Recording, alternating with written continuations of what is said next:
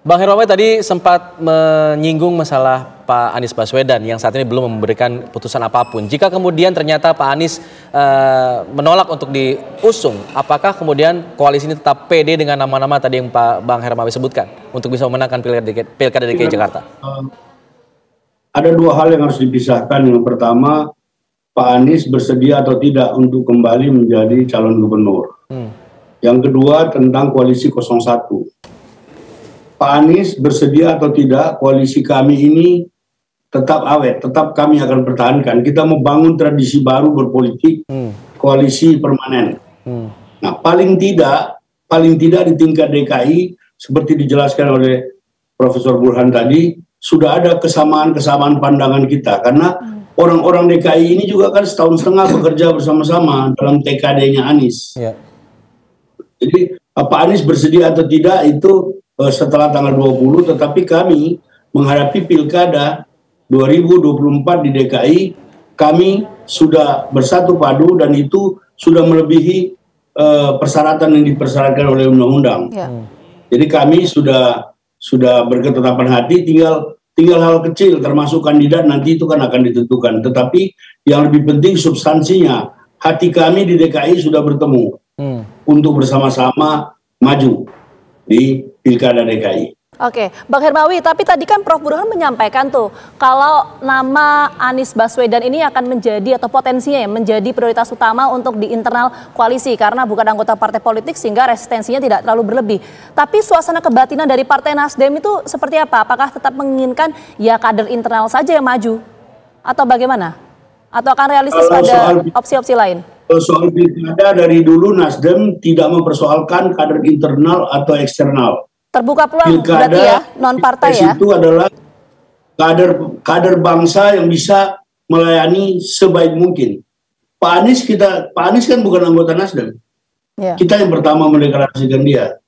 Jadi bagi kita adalah nanti kita akan memilih yang terbaik. Dia dari mana saja bisa, tidak harus kader. Kalau kader itu pemilihan pengurus Nasdem ya harus Nasdem. Tapi kalau sudah kepala daerah itu bisa dari mana-mana. Yang penting dia bisa melayani seluruh anak bangsa ini. Demikian.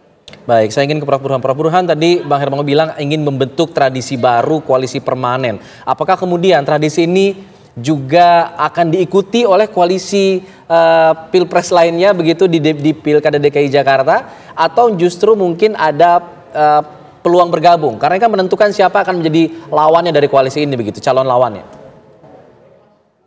Iya, memang sah-sah saja ya kalau setiap poros koalisi ingin mempermanenkan konstruksi koalisi yang sudah mereka bangun.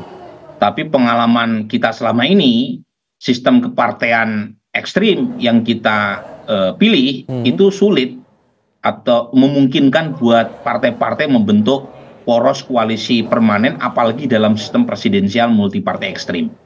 Tapi lagi-lagi seperti yang tadi saya bilang, Alfat, ada insentif politiknya, ada rasionalitas politiknya. Mengapa koalisi perubahan ingin mempermanenkan koalisi di tingkat DKI Jakarta?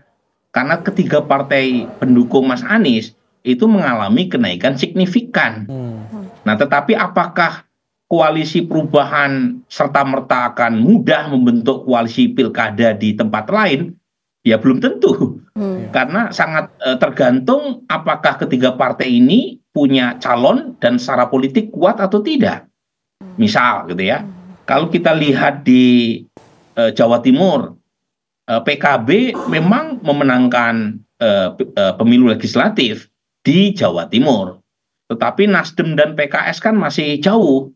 Dan di situ pasti ada pertarungan terkait siapa yang akan diusung sebagai calon gubernur.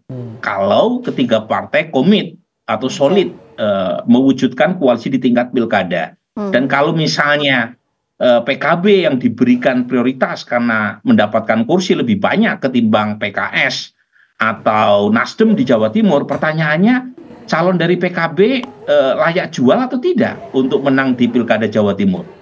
Nah, hal-hal semacam ini nih yang potensial akan memecah koalisi di tingkat pilkada karena rumusnya atau patternnya itu seringkali didrive oleh urusan popularitas calon. Betul. Dan soal itu seringkali muncul bukan hanya dari partai, tapi non-partai, atau bahkan muncul dari kader partai lain. Jadi, nah ini yang mungkin akan membuat, ya, mempermanenkan koalisi di tingkat pilkada itu akan menghadapi tantangan yang tidak mudah. Nah, untuk konteks Jakarta lagi-lagi lain, karena PKS pegang palu sebagai ketua DPRD untuk periode mendatang. Kemudian Nasdem juga masuk pimpinan DPRD Provinsi DKI Jakarta. PKB juga naik sangat signifikan.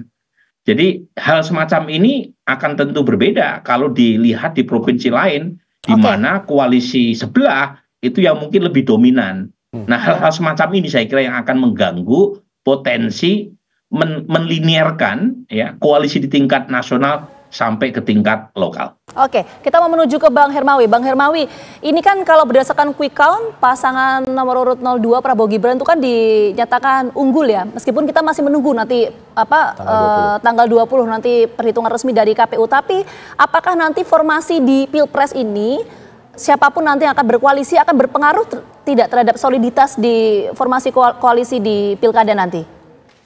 Menurut Bang Hermawi? Kalau sekali lagi saya katakan, insya Allah kalau koalisi 01 di tingkat DKI kami sudah begitu padu. Jadi kami tidak terpengaruh terhadap hasil Pilpres, karena acuan Pilkada DKI itu adalah Pileg DKI. Nah, jadi kalau nanti kemudian berkembang hal-hal lain, kalau ada yang ingin bersama kami silakan. Tetapi sekali lagi saya katakan, sampai hari ini belum ada potensi gangguan, belum ada potensi ancaman, belum ada kemungkinan besar, belum ada kemungkinan yang akan mengganggu soliditas koalisi 01 di tingkat DKI. Demikian. Baik, kita akan tunggu nanti seperti apa langkahnya. Apakah memang koalisi perubahan ini akan mengusung nama-nama yang tadi disebutkan, atau justru Pak Anies Baswedan juga kemudian nanti akan kembali diusung untuk di Pilkada DKI Jakarta. Ini menarik, kita akan tunggu. Terima kasih Bang Hermawi, terima kasih Prof Burhan. Selamat sore, Assalamualaikum warahmatullahi wabarakatuh. Terima kasih.